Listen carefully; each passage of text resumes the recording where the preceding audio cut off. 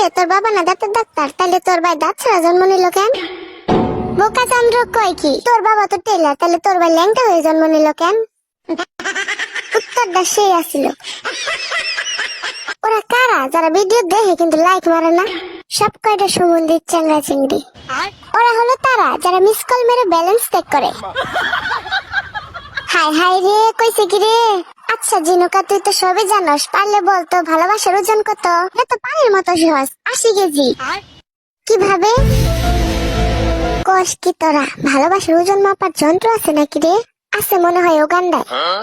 ছাগলের দল, তোরা বেশি কথা কস। আগে শোন কেমনে 80 কেজি আমি বলি। আচ্ছা বল। ভালোবাসা হলো দুটি মনের মিলন, আর আমরা জানি 1 মন সমান 40 কেজি। 2 মন সমান 2 গুণ 40 কেজি সমান সমান 80 কেজি। অতএব ভালোবাসার ওজন 80 কেজি, প্রমাণিত। একটা কথা কি তোরা চিন্তা করছস?